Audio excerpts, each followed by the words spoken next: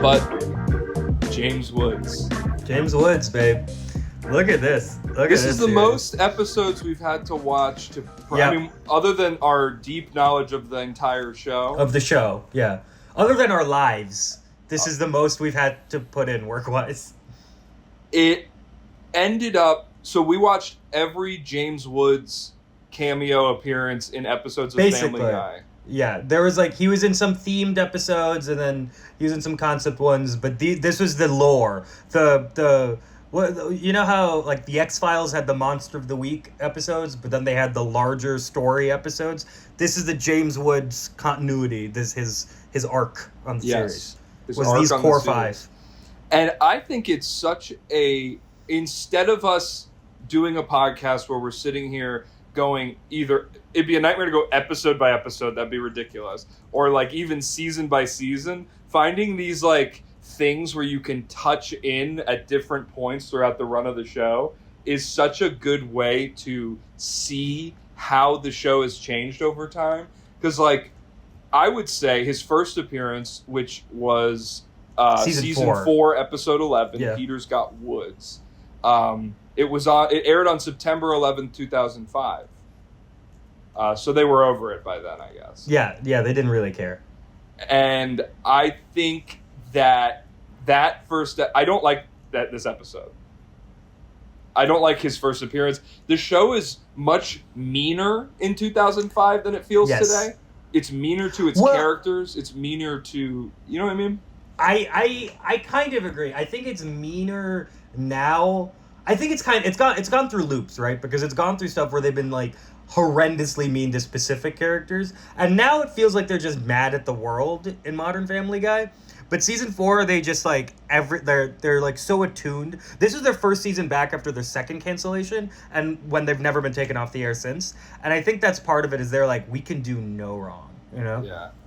They tried to get us out of there twice, so now we're back, and then it's kind of like Trump's second term.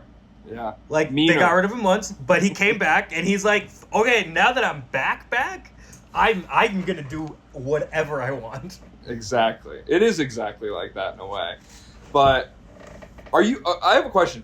Are you... I guess I hadn't seen a majority of the Family Guy episodes that I've seen uncensored. Yes. I'm watching it uncensored as well. How much cursing there is.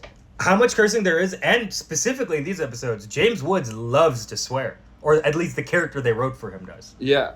Yeah. It's surprising to hear Peter say fuck. I was oh yeah, I've watched this show, all the episodes on TBS reruns or Adult Swim and Fox reruns. I was Fox or TBS or whatever, but something I was texting you about, and we'll get into the actual episode soon, but was one of the big reasons they came back the second time was because Adult Swim picked them up for syndication. And they were able to show them uncensored, right? Because they're past, 12 p.m. or something. And it was such a hit on there that they were oh, we should bring them back. But there was another thing that I read where someone was saying, the reason Adult Swim had the money to go into original programming was because of Family Guy. Was because they had that base to fall back on. And also AMC. Because they drew... AMC, and they drew so many eyes for their Family Guy runs that they had, numbers to, pay for the ads that they could get original programs. So there's an argument that Family Guy is the reason we have the Eric Andre show. Yeah, exactly. Yeah, it's a great model for these channels. AMC with showing like classic movies for 10 years to be able to afford to do Hell on Wheels and Walking Dead, and then you do Breaking Bad. Those are the two funniest. Those were the two first ones. They didn't. Mad Men was right. Mad Men and Breaking Bad. I guess I'm stupid. Hell on Wheels is such a funny AMC pull. Yeah, sorry. I always thought it was Low Winter Sun.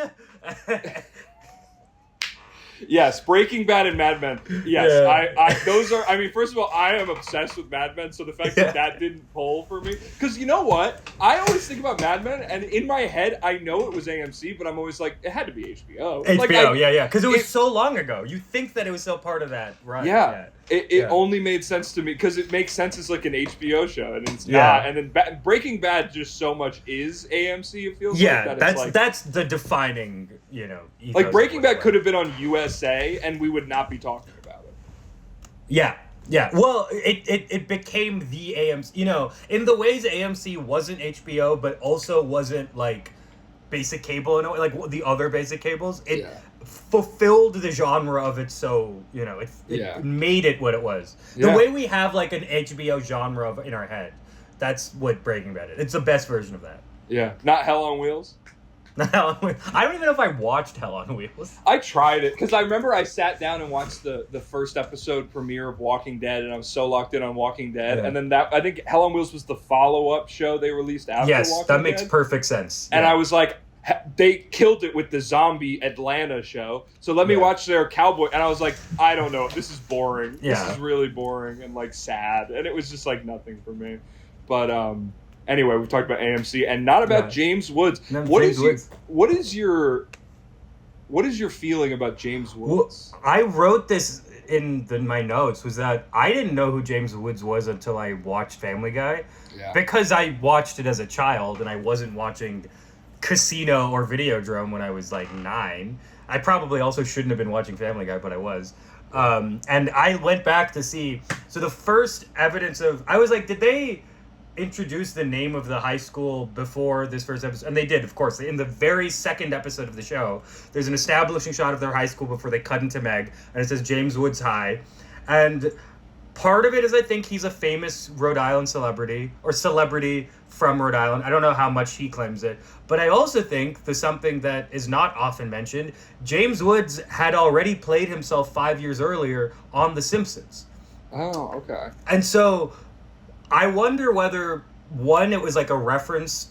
They were poking fun. It's like, we get it. You're going to compare us to The Simpsons. Ha, ha, ha. Here's James Woods. But then also maybe it was them saying, oh, we know he's done this before. We know he'd be willing to do it. And so also we're like a Rhode Island thing. So maybe if we put this as a funny sight gag, just as a quick establishing shot, we can one day get him. And they did. Yeah, 5 times plus with little cameos and stuff. Yeah.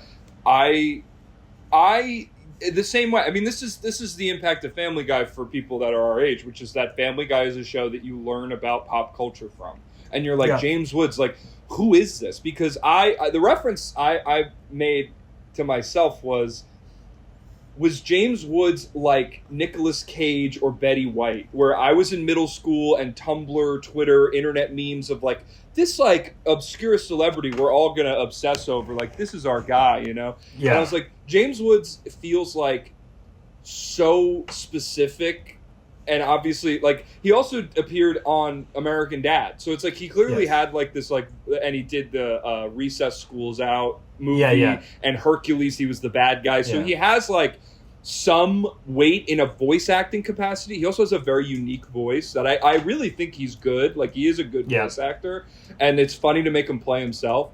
But it was just one of those things, same thing that you said, where it's like I found out who James Woods was because of James Woods High, and then his appearances that I had caught because of, and then there were fewer. I just have seen that episode so many times that it's like, oh, like, I didn't even really put it together until we were doing this, that it was an arc.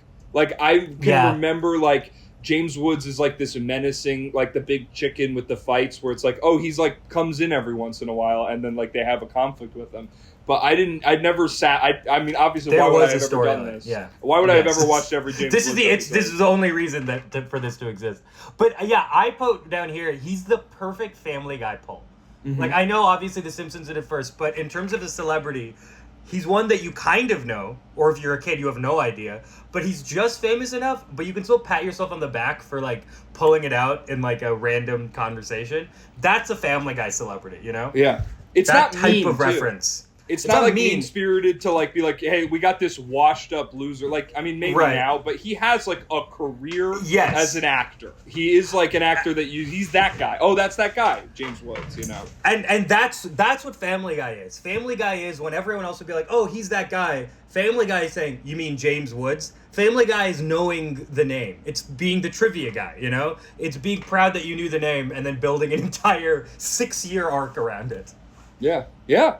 And this is like every other season for a little bit, he was appearing. Like, you know, like it was about 2 years in between every appearance. Every 2 years he would show up. And I would imagine he hasn't been on in years since his resuscitation, his right-wing his conversion, or when he was brought back to life like Christ. He didn't have any story episodes. They did like a behind the scenes. Have you watched this one? It was from maybe 6 or 7 years ago, where they did like a behind the scenes episode of Family Guy, where they're like talking to camera and like it's like The Office. And so then they have James Woods host that special as himself, but that's the last time he was on. And then the next time they mention him, it's when they were like, they reference the real guy and be like, he's like a right-wing Twitter troll. We should change the name of the school. And then they changed the name to Adam West High because Adam West had just died. That's fair. That makes sense. Yeah.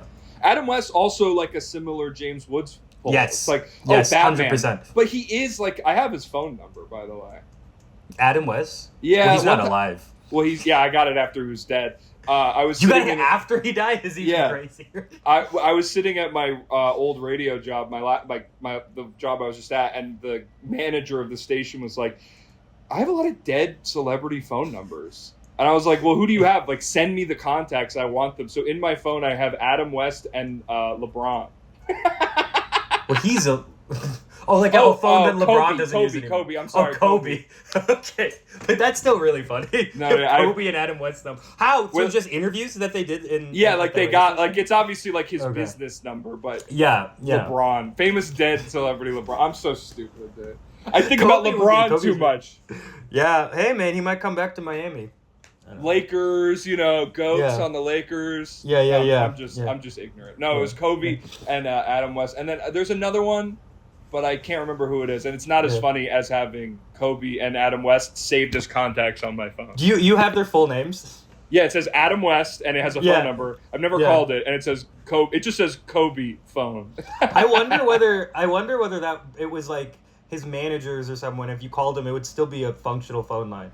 What would you do? I don't know. There's nothing productive you can do with this resource, but only insulting to do, Yeah.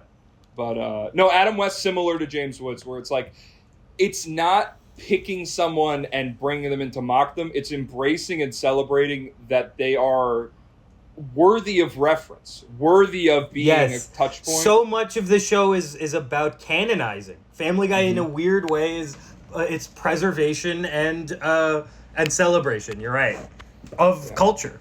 I would have never thought this is where we'd have gone to into our exploration of the show, but it really is true. I don't think it's a stretch for us to say that. No, because like every celebrity they reference, it enters the world of Family Guy. Like I think I've talked about this on every episode, but they have an old cutaway where it's John Goodman eating and his family won't eat, and then there's another cutaway like years later, more recently, where it's about how he's thin and strange now. He's not strange, but they're like, it's weird you're thin now. Like that's off-putting. But it's like, yeah, but like he's still canonized in the Family Guy universe. Like you guys are embracing all, like, you made fun of him because he's fat, and then it's kind of funny to be like, well, we don't really know what to do with you now that you're thin. And it's like, yeah, well, I don't think Hollywood knows what to do with him either. It's an interesting, yeah. The Coen brothers can only make so many movies a year. It's interesting because Family Guy does kind of live in a world. It's that like kind of late 90s mindset that nothing's changing, which we've talked about before, where their reference, as much as it celebrates, it also what's the word? Stultifies. It freezes them in time, and in their world, kind of, it exists in whatever you choose to be your classic Family Guy era. If we say, I don't know, before season 10 or something, like that era of time when it made sense to reference these things and the things that came a couple decades before. That it's why almost the fact that they're acknowledging that stuff that they've referenced already is changing it seems weird because Family Guy is it's supposed to have been the end of history. But then the fact that it wasn't, the fact that time still moved on, it's kind of like disconcerting and incongruous when you watch these stuff and you see them referencing memes, and you're like, what is happening? You shouldn't know how to do that, Right. It's very much, this is our culture. And when you do that, you're planting a flag and this is what it is. Yes. And when culture keeps moving, I mean, this is everything now, dude. Everything is like, it's like the new Avengers movie, Chris Evans is coming back. It's like they ended the character. Robert Downey Jr. is coming back as Doctor Doom, and then they're bringing... It's like what? Like, this is weird. Yeah, it's like, they can't... Because it's so clear that is over. They hit their peak, and then they're trying desperately to claw back. And so they're like, well, let's just do the old stuff again, But you can't... Yeah. It's like LeBron James trying to team up with Steph Curry on the Warriors, and it's like, you're both 40. Yeah. Don't do that. Like, just let's gracefully... just put this to bed. But the only way to get people to back to a thing is to remind them of when they used to like it. Right. And, that's why it's weird that we're still doing anything. That's why I think, like, the way that, like, we talked about SNL last week, and the thing about SNL and why I think, obviously, there's bad moments, there's good moments, but the reason any sketch show is able to adapt is through the cast turnover. And it's like, it doesn't, like, if it's Adam Sandler doing his character from 30 years ago now, that feels weird. But if it's someone who's, like, my age doing a joke, a type of comedy that's more modern, I'm like, that's fine. It's someone I don't know and I don't have a preconceived notion of. And Family Guy is a sketch show, as I said. I think that's what they should be, is a sketch show. But weirdly, because they put in some modicum of effort into these characters and they're the same, it just feels weird to see them edit them because they're the same people. And they're stuck in time. They're like stuck in amber for these 27 years or whatever. Yeah. Yeah, and they can't escape it. I mean, the final episode we watched last week, the most recent episode, is about history. They can't reference culture, so let's reference the non-changing facts of history of, like, the Civil War and World War II. And it's like, it's like it could be evolving in a way that's... I mean, it's not South Park. South Park is like of the week, of the moment. Yeah, that's the whole point of that show. Yeah. And, I don't know. But it is still fun, even though it does feel like going back to your hometown, to go through seasons of Family Guy and this specific way of going through James Woods episodes. But, it starts in 2005. It's a self-exploration, yeah. It starts with James Woods. The whole plot of the first appearance of James Woods is Brian dates a black woman who's played by Gabrielle Union. Oh, really? I didn't realize that. Well, she has four lines in the show, so it's awesome. Well, yeah.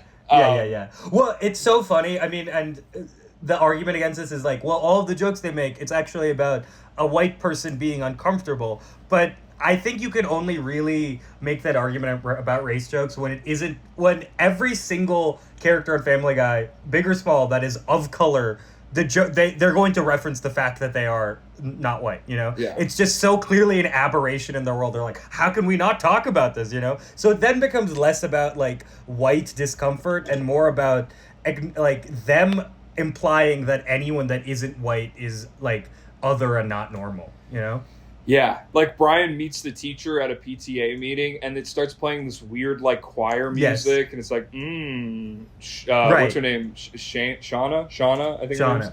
And it's like, Shauna, and it's like, all right. Like, my thought was just like, when you see that in 2005, and it's like Obama isn't president yet, so there's no like liberal satisfaction of like, we're done, race is over. It's like, but obviously it wasn't.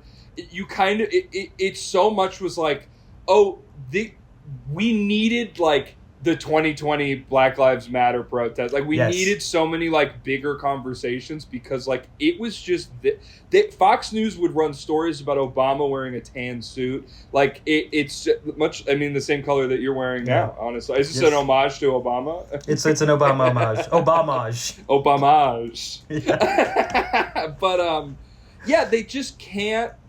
They couldn't that's why I don't like this first James Wood appearance episode, because like I feel like they underuse Woods. I feel like Woods isn't really comfortable the way he is. Like, in context of all the other episodes, I just think that like this one stood out to me, even though like this season is pretty good. A lot of the episodes in season 4 are very good. Yeah. I just felt like, wow, like I actually maybe like after this stuff more, because there is I know you disagree, but there's just like a mean-spirited way to like get after the jokes. Like, oh yeah, like the cutaways. First of all, there's a lot of cutaways in this episode. There's a lot more, which is an earlier Family Guy thing where it was like cutaway. Like a lot of that was like that's their bread and butter. But like, you know, Peter's like a pilot and he like makes the stewardess say cockpit. There's a Helen Keller joke. They're saying like Christina Aguilera is like nasty. All the black stuff. There's a bit about like being the drunk girl at a party, and it's just like the cutaways aren't like random, funny, like out there cultural reference. It's like it just felt in tone, everything around outside the James Woods stuff of this. Just to me, I was like, wow, I don't know. It was a little more aggressive than what I'm used to and what I see in all these other James Woods episodes. I see exactly what you mean now. And I think what it is, because I feel like this is something we forget, and maybe it's just because culture's moved on, but so much of early Family Guy discourse was about how they went after celebrities and just made and mocked them. And in ways now, when you look back at it, you're like, come on, that's what you're making fun of them for, you know? And like Seth is kind of, people have like, or he's tried to take credit for him, like, oh, we made gay jokes about Kevin Spacey before everyone knew about, or not even gay jokes, but pedophile jokes about Kevin Spacey, or, you know, we did a bit about Harvey Weinstein or something. And he's been like, this was our way of bringing it awareness. And it's like, well, then what about all of the other jokes about like John Goodman? Exactly. You know, like what did that have to do with, how is that spreading awareness of something? You actually think that's what's happening with this family. But I think I know exactly what you mean. And I think Family Guy initially, its cold nihilistic heart was pointed towards the world and culture, in a way. Not culture, but modern culture. And now what it is it's pointing towards the characters on the show. They're all just hateful towards each other rather than what's happening and the tone of... Because it's very much a 25-year-old being like, the fucking modern world sucks, man. It's like not engaging. This is what's bullshit about it. And then you grow up and you're mad at yourself that you're stuck in this path of like, this is the only thing that you made that is worth anything. And so you start self-imploding and hating yourself. But to our point, what I wrote was... So... Brian tries to change the name of the school from James Woods to Martin Luther King, and then that's when James Woods come in and, you know, the plot of the episode happens. But it's played as if Brian is in the wrong when his girlfriend dumps him. Like, they play like, oh, you should have hung out with Peter and not done this. And it's, in my mind, this is an evidence that Family Guy lives in a world where pop culture is more important than civil rights. I think you're right. I think you are right. I think that's what they're trying to say, is that watching movies and referencing stuff from the 80s is actually more, you know, impactful than making sure black people are okay. Yeah, it is kind of like that, where it's like Brian... I don't mind. I think there is some funniness in like Brian's discomfort with dating a black woman. They make him the butt of the joke. I agree they do make him the butt of the joke a fair bit, and it's clear. It's explicit, like, that's the point. But it's like, who are the two, like, odd men out at the end of the episode? Like, James Woods, Peter befriends James Woods goes crazy, and then they lock him in a box, and it's the end of Ark of the Covenant. Yeah. But, it's like, Brian's like, yeah, it just didn't work out with me and the girlfriend, because I chose Peter and, you know, James Woods over, like, renaming the school. It's like, you're right. It is almost like the two men out at the end, the two people out at the end are the black girlfriend, Shauna, and James Woods, where it's like James Wood went crazy, but Shauna didn't do anything wrong. She's a teacher in a public school system for 11th grade English or whatever. And like, it's just like, but we got them back together at the end at the bar and their friends. It's like, but Shauna was like, she had a point, and then you just kind of like, Family Guide all over the point, which is fine, but that is a great point, that it does go, like, they establish almost that, like, in this world, like, the friendship and connection of the family is more important than the world outside of it, despite their addiction and obsession and base and foundation of being only references to the world outside of the show. Right, they're not characters, you know? And so, like, I don't know. No, I was just gonna say, like, we can move into the second episode because if we spend 25 minutes on 5 episodes, we'll be here for 2 hours. But even in this next episode, where it's like the whole plot of this one is James Woods comes back and steals Peter's identity and then takes over as Peter Griffin in the house, and then Peter takes over James Woods' identity to like foil him, and that's like the whole plot of the episode. At the end of it, Peter becomes James Woods, and it is almost like they dirtied the James Woods stuff in the first episode by also having like a B plot about like race, and then they like Well, it is also weird because in the first episode, James Woods doesn't do anything that crazy. He comes off as very angry that Peter's spending time with Brian again, but he doesn't do anything insane. And then they respond by doing the Indiana Jones reference. But then when he comes, and it's which is why I think you're right. Like his arc kind of starts with this episode. Because now he's fully insane, and then everything else he does beyond that, I understand hating him and justifying it. But in the first episode, you're right. Why did they have that subplot? Because it really didn't make any sense as to why you hate... If you're positioning James Woods as a villain, if that was the plan from the beginning, they're more... you could have done more with that. Yeah. And, I think it's like maybe they didn't think they would ever come back up again, and then they were like had an idea, and it was like good enough, and they got James Woods to agree to it.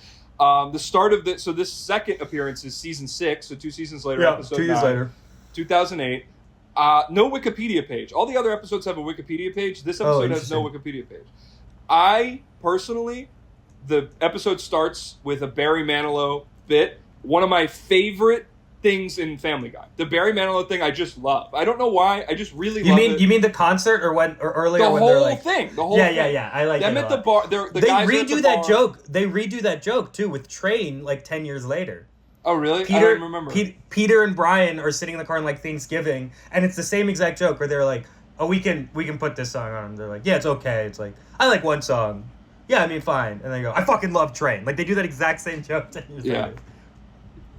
Which is I mean in the last episode we did the most recent episode they like acknowledged, they're like, yeah, we did the same bit we've done before. We're doing our old stuff. What are you gonna do about it? So it is funny that you even remember that. But the Barry Manilow thing, it's like they're all at the bar great. And they're like, oh, like Barry Manilow's in town. Oh, that guy sucks. I mean, he's got like one good song, just the same bit that you just said. And then they all like love Barry Manilow. And then I just love the escalation of them at the concert. And then he picks Quagmire and he sings Mandy but replaces it with and just Quagmire sitting there with just like still frame Quagmire just with his face open staring with at Barry glee, Manilow. It's just like it just cracks me up still. I just really think it's so funny. Barry Manilow is like it's just I don't know, my mom really likes Barry Manilow, so maybe there's a little bit of like I remember listening to a lot of Barry Manilow songs. And, I write the songs. I feel like you and I listen to that song a lot.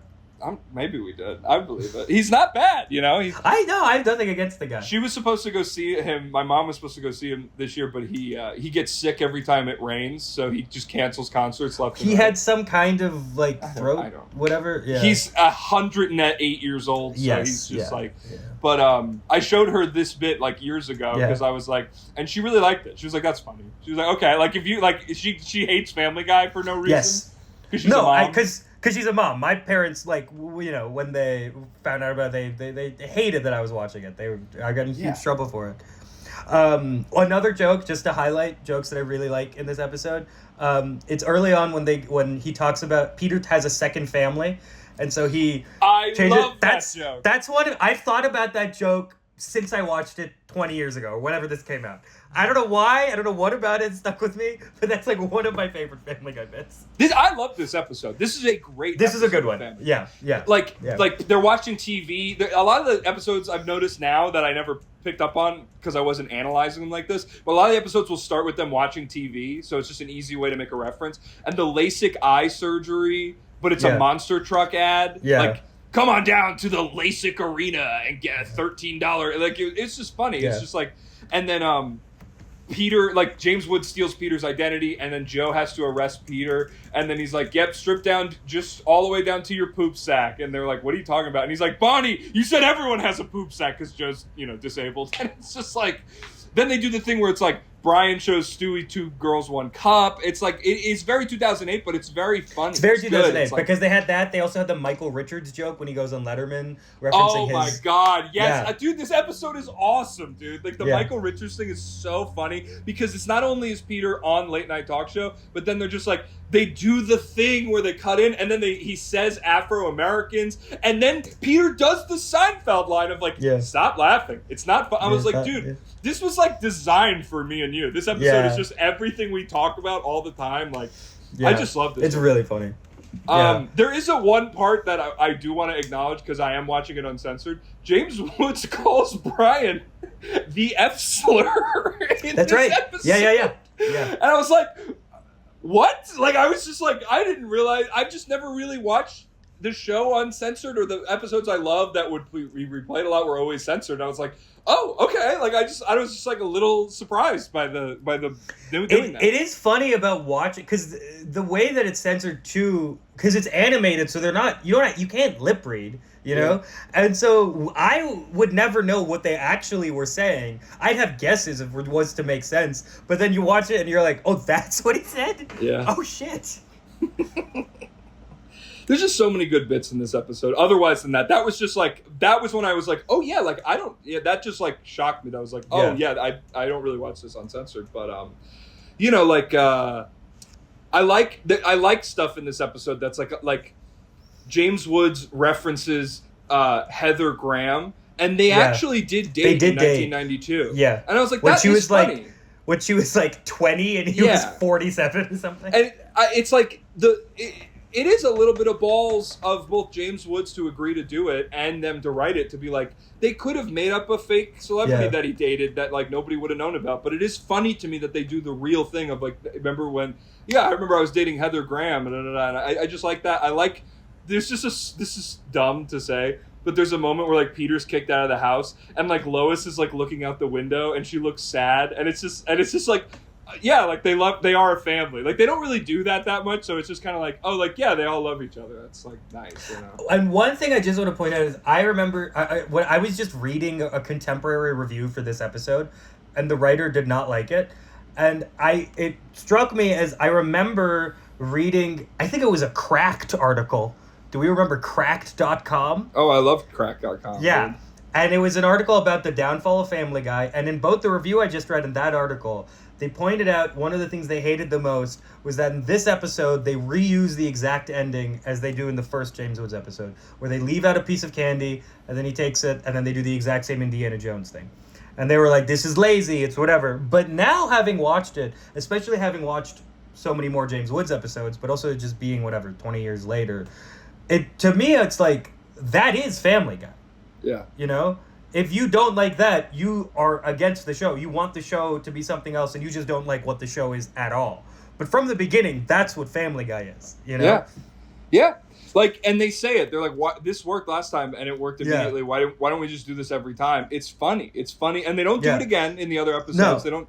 But it is. I like that. I was like, that's funny. Well, because that, like, it's almost it's almost like those people are arguing for a show that has novel narrative developments or new plot lines or characters discovering things about themselves and going through changes, and you're like, that is not what this show is. From the beginning, this show is just about jokes and kind of to an extent giving a middle finger to all of your audience at every given time, and that's what that is. That's what they're saying. It's like, what are you talking about? None of this, everything's going to go back to the same thing. It's TV, okay? It's Family Guy. It's not TV, it's Family Guy. And that's what they should be, you know? It would be an unsatisfying ending if it wasn't lazy.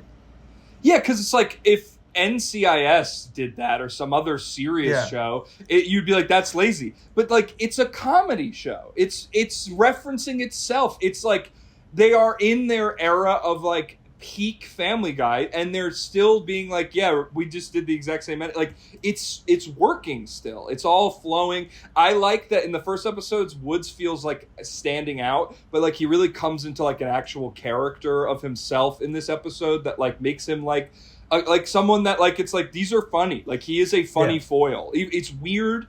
They don't really have like character things that are opposite. It's just kind of funny that like there's a celebrity now, and then like he's like making Meg have anorexia or bulimia, and you know, like he's just like has all these weird things. It's just like it's weird. It's not meant to be like this is a clever like foil to Peter. No, it's not about that. Peter's foil, the other foil Peter has is a chicken that he fights for 5 minutes. Like, right. It's not about like narrative or cohesion. his wife, you know. Yeah, exactly. Yeah, there's no set. Or you would think 6 seasons in people would have gotten that, but I think they were always fighting for. Everyone seemingly was always fighting for this like nostalgic era of Family Guy that was a well thought out, intricate narrative, and it's like, well, that's not why any of us liked it. You know, you can't approach this like you can't even The Simpsons, because they are pretty diametrically opposed just ideologically.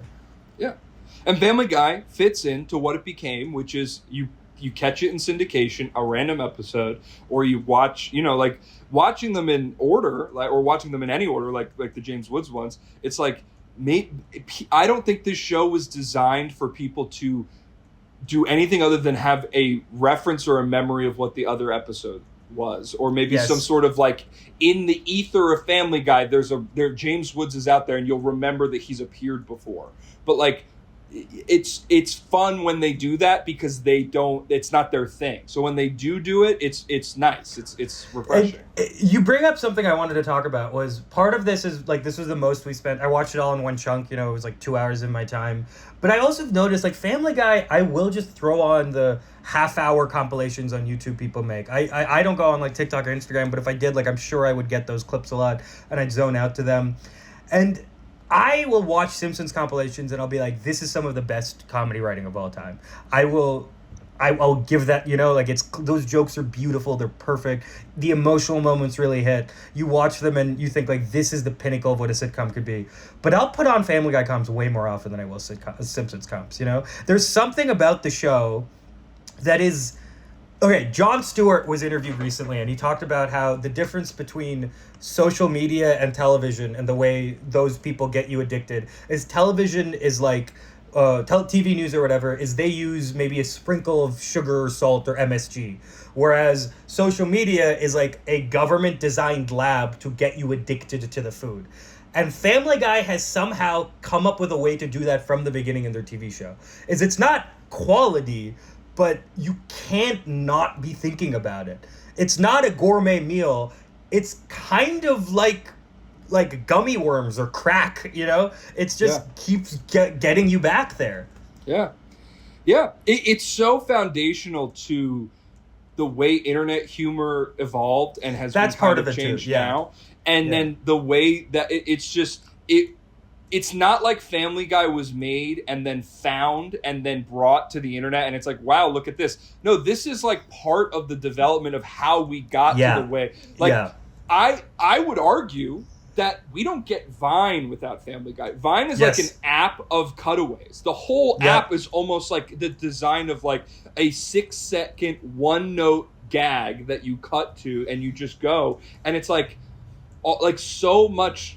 I don't know, dude. It's like it's so fundamental in the development of American humor, the way that we consume content, that like it's not really a chicken or the egg thing. It's kind of like, this is the egg and the egg came That's first. what it is. Yeah, it's mimetic. Family Guy comedy has always been the way we consume short form digital content now, but that's what it always was. And I think that's where a lot of the criticism came from, because they were still treating it like it was television or like any kind of long form storytelling.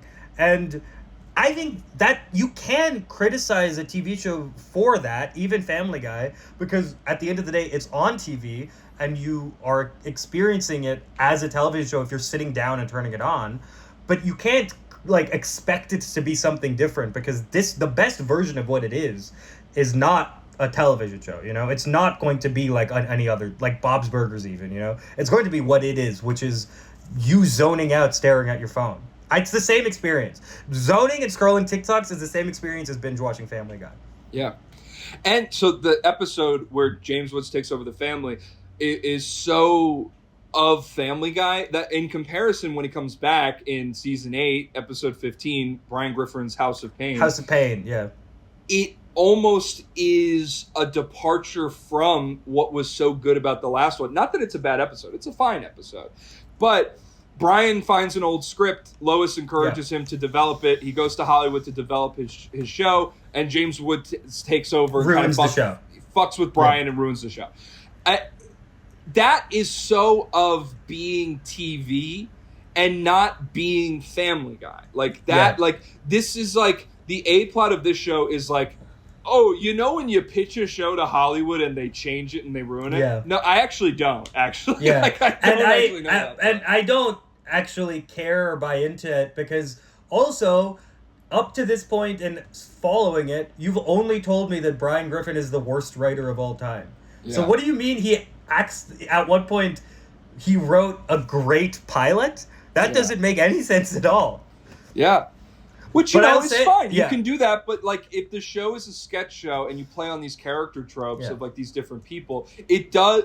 If the episode was stronger, I wouldn't think about what you just said. I wouldn't think that, like, Brian is a bad writer and, like, a bad person, and so why do we want to root for him? It's like, we root for Brian because Brian is one of the guys of Family Guy. He's in the family. So that's the only reason you root for Brian. So when you start to do that, it's like, I just think the episode is not as strong.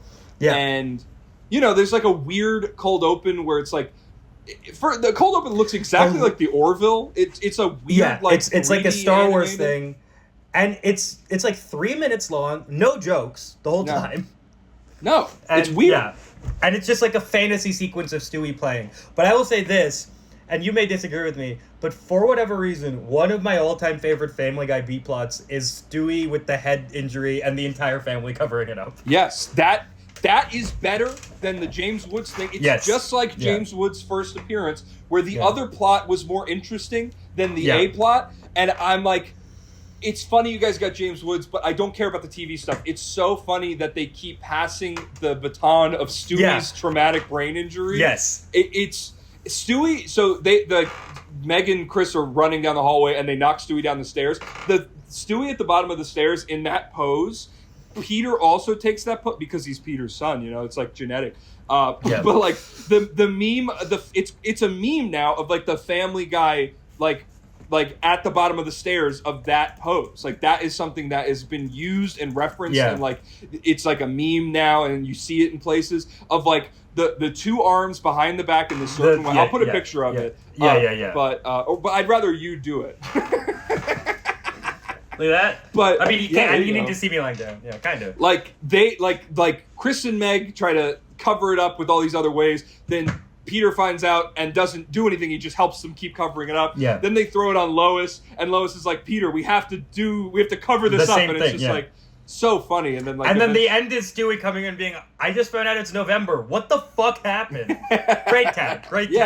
It's awesome. Because, and you know why it's good? It's like I like when characters are sociopaths past the point of credulity, because if you're being just mean to your daughter, you know, as they are with Meg so often, I'm like, okay, but if they're like you gave a baby brain damage and you're not doing anything and then you're throwing him in front of a car, it's kind of like what It's Always Sunny does in some ways. But they can go further with it because you know that everyone's okay, and it's animated, so it doesn't need to be as graphic, you know? They're not going to kill Stewie. And you know it's going to be fine. They're not going to kill Stewie, so he's going to be fine. Can you imagine if the rest of the show Stewie was just developmentally disabled? Yeah. And he just stays like that?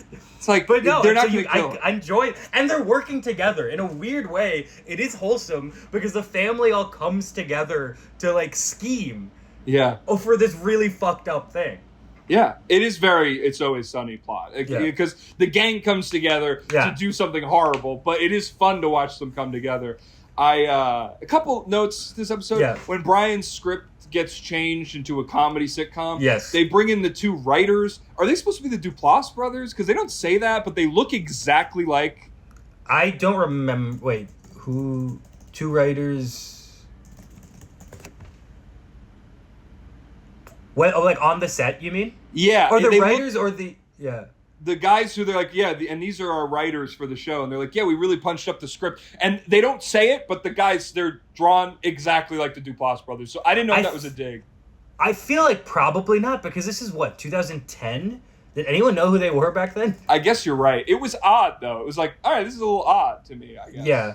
Yeah. But No, fair enough. But they might just have drawn like, average-looking white guys. Yeah, it's like Cleveland in the pilot becomes a real character later. Yes, it's like they just drew guys and then they happen to be the two guys happen to be real people already. There's weird little stuff in here. Like Charlie Sheen has like a one-line cameo, which is kind of funny. You paused on me real quick. Are you back? Aditya? Yeah, sorry. Yeah, I'm good. Say again? You froze on I'm me. here. Charlie Sheen has like a one-line cameo. Yes. And that is actually Charlie Sheen. Yeah. I thought that was funny because he's like, you're always making fun of us, so let's see what you got. Like, I was like, that's great, Yeah. like self-referential, but this episode was fine. I like the Stewie stuff a lot more than I like the James Woods stuff. It just felt like the first episode where they're underutilizing. The second episode where James Woods takes over the family is just like a James Woods episode, and it's very funny. Here it's like Brian goes to Hollywood, so let's just use James Woods. It's like, that's fine, I guess. You could have also just not had James Woods and just had the studio fuck with it, and it would have changed nothing. It does, yeah. It has no real bearing, but because the third time you bring him back, it's saying, "Oh, this is an antagonist," and you're like, "Oh, well, I didn't." Okay, fine. He's just going to show up now. But then I think the next time they bring him back, which is the next episode, and then there were fewer, they did exactly what they were supposed to do, which is you make it a huge thing, And and he was in one other episode in between this one and then there were fewer because he was in the Star Wars sequel. Yes. They as had a him in character, Star Wars. General Veers, who's not a big character in Star Wars. He's just one of the bad guys. Which is, again, that's a perfect place to put James Woods in the Star Wars. He's just part of the Empire. Fine. Well, I mean, they would do, I think they used Roger from American Dad in one of the Star Wars, because they just kept, there were so many characters that they just needed to put them in. Those episodes, I need to, part of me really wants to, I don't think I've watched the original Star Wars trilogy, I mean the actual movies, not the Family Guy episodes, in a really long time. And it's weird because sometimes I'll watch the parody, like Family Guy, and be like, oh, I really liked those. When I was a kid, I really enjoyed those. I should go back and watch them. Yeah, but I haven't seen them since college. I watched them all before The Last Jedi came out, and that's kind of the last time I've seen the original ones. It feels so weird to ask a friend to watch Star Wars with you. It's like, not weird. Why? I guess not. I guess next time you come over, let's watch Star Wars. Okay, that's fine. I'd love to do that, and we'll space it out. Every 5 years I see you in person, we'll watch one of the Star Wars. We'll watch one of the Star Wars. Yeah, so in a decade and a half, we have finished the original trilogy. Yeah, we'll watch The Rise of Skywalker and be very upset. Yeah, be done. Yeah, and then we can die because it'll be like 50 years from now. Yeah. Okay, so and then there were fewer.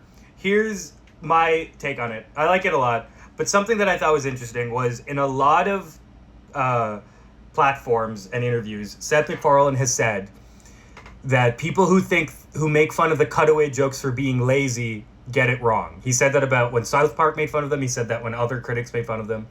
And he said it's actually harder to write little, throwaway little sketches than it is to write jokes from story.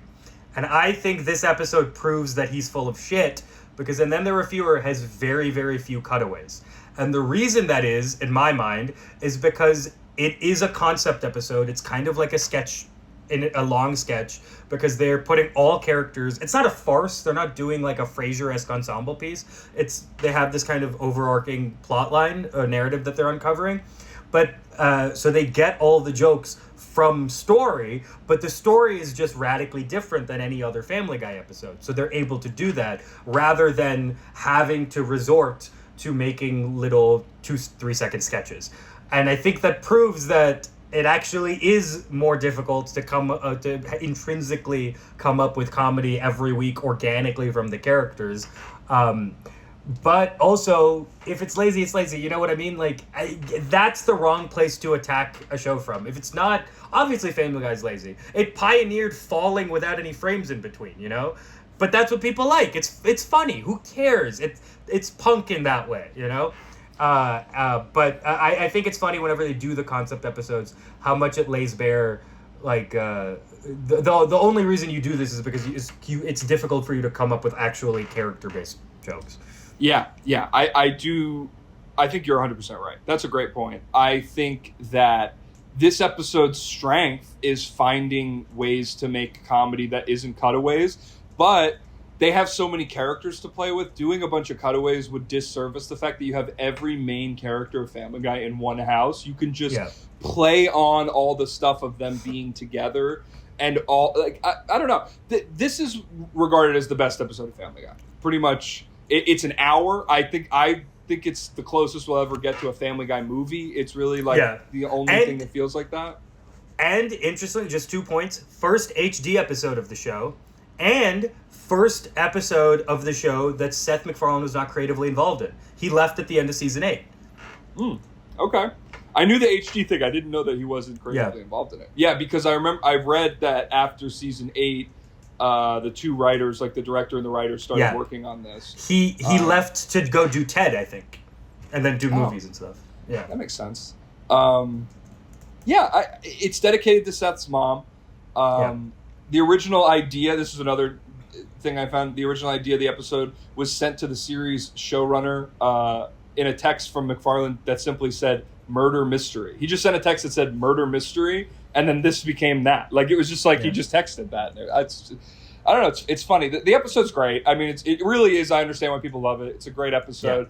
Framing James Woods as like the framing kind of thing where it's like he invites everyone over, he wants to make amends, and then a murder mystery starts.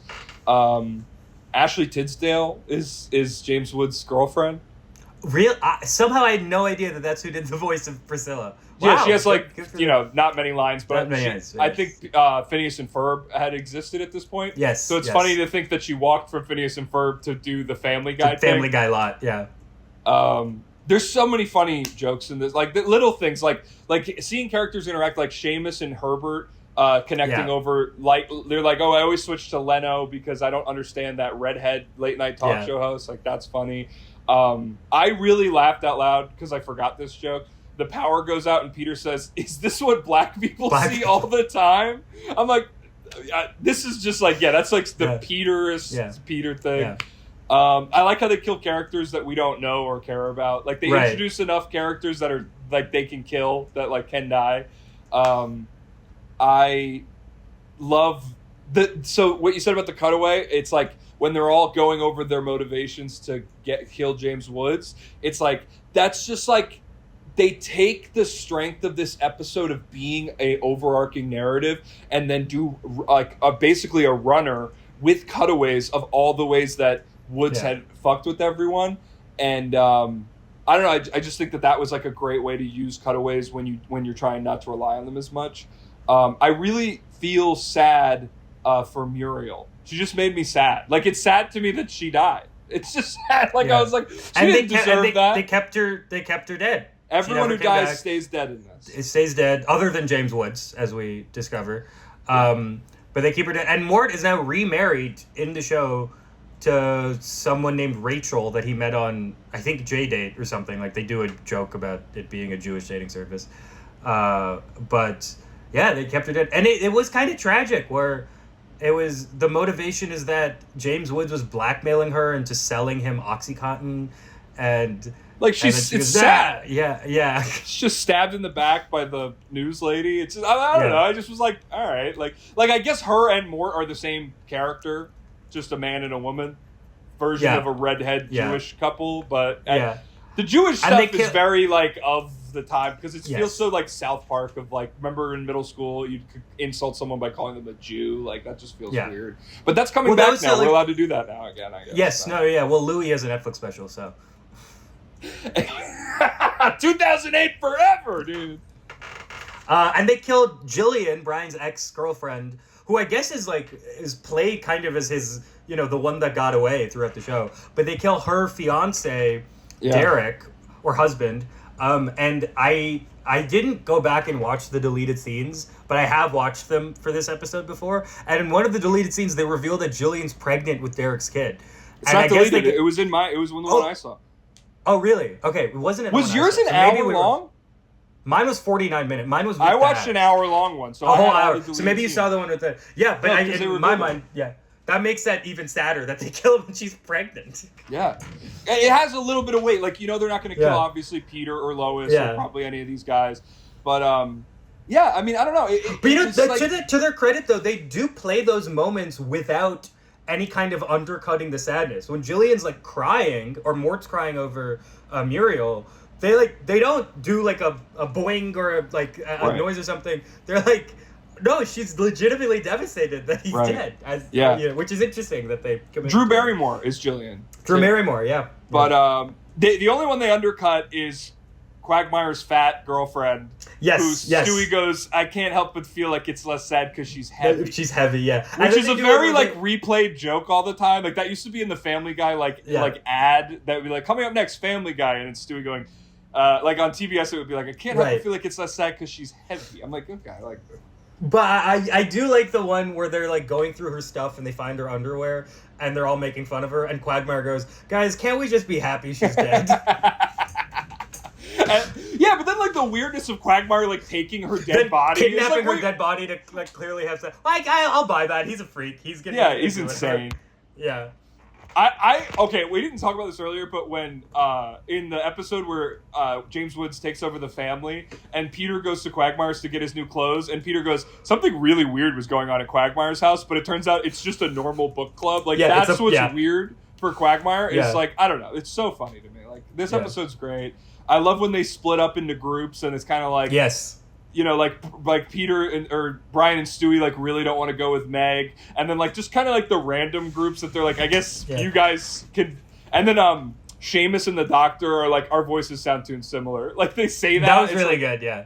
You know, there's just great bits in this, and you know, you can know the ending of this and still enjoy it. It has like a nice little tinge of the Stewie thing, because I think this is also the season, maybe the last season, but it's like Peter or Stewie kills Lois, Lois kills Stewie is like, it was in one of the other seasons with the James Woods episodes, but like for Stewie to save Lois in the end when she's about to get killed by the news anchor, I don't know. I just kind of was like, that's like growth a little bit of the character where it's like it's his mom. Like we're moving past. He hates his mom in every episode, and he's trying to. Well, I also think that's satisfying because for me, the point of this, maybe the first time I watched it, I was genuinely curious who's the killer going to be, but it's not like a whatever Clue or Last of Sheila or something where when they reveal. Like Diane Simmons, who's the killer, reveals her plan, and you go back and you see all the flashbacks, and you're like, oh, how did I not put that together? And you're like, well, they just did it, they just because they made it, they put it together. It's not really a mystery. It's not really a mystery, but the ending, because you know that Lois isn't going to die, right? Obviously, you know that. But then when when Stewie kills Diane and they like pan to see that he has a rifle and it's Stewie, that I remember thinking that's a good bit. I think that's a funny send-off of, like, if anyone's going to kill that bitch, it's going to be me. That's funny. Like, I liked that. That was satisfying in a way that this show isn't all the time. Yeah, like, who else would come in and save Lois? Like, who has the capacity to do that? Only Stewie. So you do have to, I don't know. We're talking about, it's so funny when we talk about it this way because it's fucking stupid Family Guy. But it's like, that was good. Yeah. It was good to do that. I liked seeing that from the character. But, then we have our final, basically, and then there were fewer. Great episode. Obviously, I understand why it's considered one of the best. I think it's great. And then we have the final appearance of James Woods, which I took no notes on and kind of just watched because it's kind of just fine. It's just like a fine. I thought it was the worst one. I liked it the least out of the ones we watched this week. It's the same thing of kind of like the Brian sitcom episode where it's a Hollywood thing, which is I think another reason why I didn't like it, because I thought you guys have done he ruins Hollywood plotline already, and they have a completely separate B plot which has nothing to do with anything, and it kind of has I never really cared about. Chris has a girlfriend that looks exactly like Lois, who is voiced by Elliot Page. Oh, cool. I didn't know that. So yeah, and neither did I until I saw this. But, and so then the point of this one is just Peter tries to be Tom Tucker's agent, and then, which, do you realize they reference in the previous, and then there were fewer? The reason Tom Tucker hates James Woods is because James Woods told him not to go for the role in Nightmare on Elm Street. And then Peter realizes, oh, Tom Tucker, you were in Halloween 3, or Halloween 4. So it's interesting how that's more continuity than usual you get from this show. Yeah. But then, so Peter becomes his agent, and then James Woods comes reveals how he came back to life through just some weird Hollywood ritual where they suck the energy out of someone. I gotta tell you a story after this that I think you'll find funny. But and then Peter drops Tom, and then James drops Peter. But James drops Peter in a line where he goes, "Hey, if you're ever Kevin James, I want you to give me a call."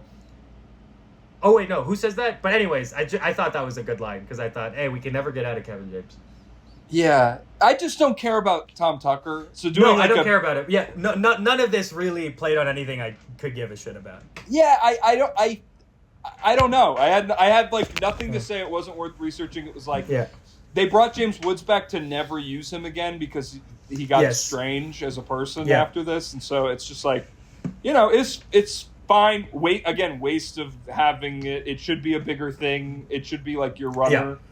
What would have been great to me, which they don't do, is bring James Woods back and then do an episode about how he's weird now. Like, he's a weird other thing now versus he's not the cultural reference point that they used to be making. Now he's just a Twitter troll and is odd. Well, you know what I think could be funny if you don't want to employ him at all or associate with him is, you remember when Isaac Hayes quit South Park as chef? And in the episode where they bring him back, they just use previous audio they had banked of him in really choppy splices, and they make him a pedophile basically because he's been kidnapped or something. I think that could be really funny if they just use stuff they've already banked of James Woods and outtakes or whatever, and then they make him a crazy monster. But who knows? He has a propensity to take legal action, so maybe he would do that. But I do think that could be actually interesting and worth it. Yeah, I think you're right. I think there's just more you could have done, and they did nothing, and the episode is just not notable or remarkable. Yeah. But again, this is kind of getting into the part of Family Guy where it starts to have a lot more of these type of episodes versus having great episodes in the middle run of the James Wood stuff. So. Yeah, it also kind of reeks of just, we don't know what to do, so we'll just throw James Woods in there, Yeah. But that was Family Guy over 6 years, This was Family Guy in 2005, and then I think this episode was 2011 or 2012. So over 6 seasons of television, we have one of the creator of the show kind of leave creatively. We switch into a new visual standpoint where we're in the Obama era, and we're definitely in double digits and kind of off the cultural peak of the show. And it was an interesting arc to watch it. Yeah, it was kind of very eye-opening to the changes of the show instead of, like I said earlier, going beat by beat. It's exactly what it's like to be a fan of Family Guy. It's a little antiquated but still good in the beginning. Hits an incredible, amazing moment for the middle, and then at the end it's kind of I don't really know what this is. I don't think you know what this is. So it's just it feels like you're just doing this out of obligation. Yeah.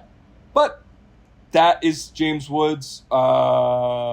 Interesting person. Real cool guy. But we're going to go watch the Rudy Giuliani biopic. We should do that. On our Patreon. we do one. I did. Well, so last week you came up with some episode pitches. I think yours were better than mine, but I came up with a few of them. Great. So first one, they've done an episode where everyone in the family is gay other than Chris. They should do a Chris is gay episode. Okay. They've done Lois has dated Bonnie, Stewie, that's his whole thing.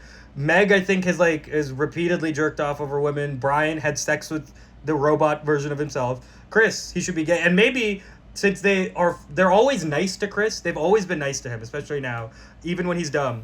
They should make him he should be a genuine exploration of a young man coming to terms with his sexuality. Make him gay, canon gay. He is maybe not canon gay. Maybe make him canon bi. Well, there is an episode where Meg has a crush on a guy who's gay, and they try he tries to date rape Chris. Yeah. Well, he doesn't know he's doing that. He doesn't know. Meg sets up a date rape, but Chris isn't gay. So but if we don't do the gay thing, I think what they have done in recent years in Family Guy has made Chris kind of like an internet era pervert. They say like he's involved in just a ton of like porn communities and selling like Bonnie's bathwater or something. So I think, what if Chris accidentally records Brian having sex with a woman, and then that blows up in the bestiality community, and then everyone is there's an uproar over it, and so they have to enforce bestiality laws in Quahog, and then Brian no longer is able to have sex with anyone, and they really confront the idea that he is a dog that has sex with humans, and then we figure out what that means. I think that's a great idea for an episode. I don't know if that's ever been tackled. I think they really need to be like, this is a dog that's fucking women almost every other episode. Yeah. And sometimes it's referenced and they don't want you to think about it. Let's think about it. Yeah, I think at this point they've made us think about every other given of the show that you might as well do this. Why can he talk? And then the last one I just thought was the brewery decides to focus on making hard seltzers, and Peter thinks that's lame, so he has to go on a whole campaign to make beer popular among young people. Okay, I like that. That's good. These are things I could see them doing, so I like that. This is fun. I'll do more for next week. Yeah. We'll just keep pitching ideas. Let's both do it next week. Okay. Yeah. We'll just go tit for tat. This could be funny because by the end of this is just us auditioning for their writers' room. Oh yeah. And they love having their ego stroked. So we have a decent shot doing a whole intellectual podcast. That would be genuinely the funniest possible outcome. Is we get to write a single. I don't want to be sapped. I just want to write a single episode of Family Guy. If I told 7-year-old me, hey, one day your name is written by on a Family Guy episode, I think I'd be like, okay, I don't need to know what else is going on in your life. You did good. This is the plan, guys. You may think you're watching two comedians watch Family Guy through like the lens of culture and analysis. Through the lens of we went to college and are not using our degrees that well. We're really proving that we have degrees that don't get used well. But the plan is to stroke the Family Guy production team's ego enough to give us one episode where we get to and we pick our best episode. That would be funny if we get to actually do an episode that we've pitched on the show. Yeah, that's the end. It's like when, what was that, Scott Aukerman, Adam Scott, you talking U2 to me, and then the end was they actually interview U2. Yeah. Although this, I do think, Seth MacFarlane feels like weirdly attainable. I know, he does, and that shouldn't be, but we probably could. Part of me, once this comes out, we'll see if, we get any clicks at all. But I do think it could be funny to just email him and be like, hey, would he be into doing this? We'd love to talk to you. We are obsessed with you. We should make a list of people we think would be funny to be on the show. Because Seth could be one. Alex Sulkin, the current guy who runs it, could be another. He has a podcast, I know. Right. And then we probably could have gotten James Woods for this episode. And maybe we get James Woods again, because I don't think he's going to let us talk about anything other than himself. So maybe we just get him and just go and see what happens. That'd be so funny, dude. That'd be so funny. The things we'll do once we have some amount of following. The things we'll do. This is we are the Girls Rewatch podcast for guys. This is what you got it. You got to stop saying that. I text it to you every week. One day. So yeah. funny, dude. No, Family Guy is girls for guys, Seth is Arlena. Seth really is. It's girls for like guys that are maybe 5 years older than us. 5 to 6 years older than us. This is their girls. Yeah. Guys who get girlfriends but don't prowl the town. Yeah. I don't know people our age, guys our age, what's the girls for them? Jordan Peterson? I don't know. Yeah, probably. Probably like a streamer. Or like Hassan Piker, Hassan Piker. That could be him. Could we get Hassan on? We could get Hassan. To talk about the Brian meme that they're always comparing him to That Brian. would be good, dude. Yeah, now that he's banned from England, where is he going? He's staying right here. He's staying right here. Right here.